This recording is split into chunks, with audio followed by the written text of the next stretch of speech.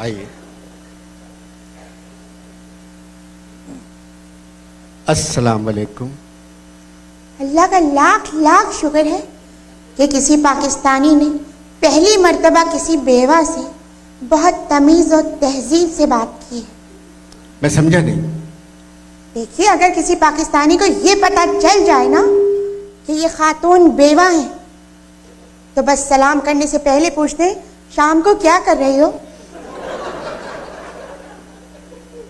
आप कैसी बात कर रही हैं? पाकिस्तान मुसलमानों का मुल्क है। हाँ, तो मुसलमानों को 4 शादियों की इजाजत है ना।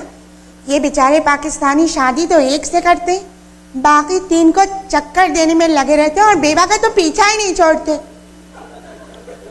आप बेवा कब हुई? भाई, बेवा ऑटोमेटिक तो नहीं होते। मेरे मियाँ मर गए, मैं बेवा हो गई।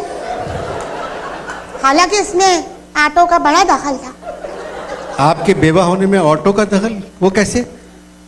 कि देखिए, मेरे मियाँ ना एक दिन गाड़ी के नीचे लेटे हुए गाड़ी ठीक कर रहे थे। मैं बराबर में खड़ी हुई थी, तो उन्होंने वहीं से कहा, बेगम जरा जैक घुमा के गाड़ी ऊपर कर दो।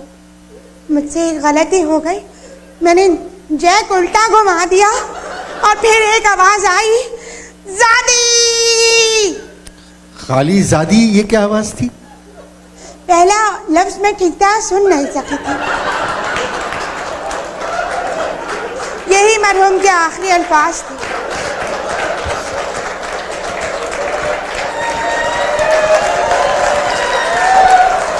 क्या करते थे?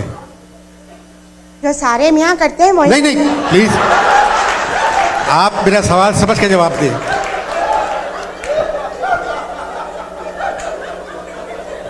मुलाजिमत क्या करते थे? मरते मर गए, मगर मरहूम ने यह नहीं बताया कि क्या करते थे। अब आप क्या करती हैं? मैं अपने कमरे का दरवाजा खोल के सोती हूँ।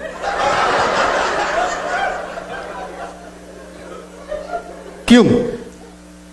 देखिए, मरहूम जब तक जिंदा थे ना, कभी दरवाजा खोल के नहीं सोए, कि उनकी वालदा माजदा जो थी वो नाबीना थी और बगैर किसी काम के हमारे कमरे में आ जाती थी, पलंग से लग के बैठती थी और हर थोड़ी देर के बाद पूछती थी, बेटे क्या कर रहे हो, बताना जरा।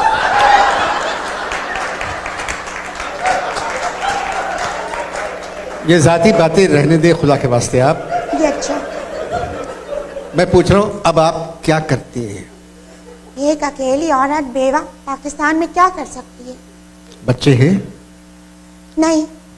जब भी मरहूम से कहा, देखिए हमारे यहाँ ना एक आध बच्चा होना चाहिए, तो हमेशा इकबाल का मिसरा पढ़ देते थे, पैवस्ता रहे शजर से उम्मीद में बहार रख। अब पता नहीं शजर खुद को कहते थे या मुझको कहते थे।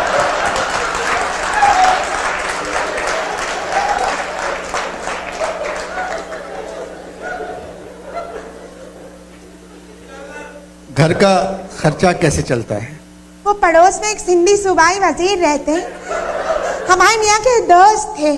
जब भी मिलते हैं कहते हैं, सुनो, जब तक मैं जिंदा हूं ना, ये समझ लो तुम्हारा मियाँ मरा नहीं है। ये तो बहुत गलत बात है। उनको कहना चाहिए था, जब तक मैं जिंदा हूं तुम्हारा भाई नहीं मरा है। अरे तो मेरा तो कोई भाई नहीं है, वो कैसे कहते हैं ये? अभी परसों मिले थे तो मुझे देख के कहने लगे, जब भी मैं तुझको देखता हूँ मुझको तुझ में सिंध नजर आता है। मैंने कहा, साईं आप लोग तो सिंध के टुकड़े टुकड़े कर रहे हैं। हाँ। उन्होंने क्या कहा? उन्होंने कहा, देखो बाबा, तुम सिर्फ फिगर हो, पॉलिटिकल फिगर नहीं हो, ऐसी बातें मत किया करो।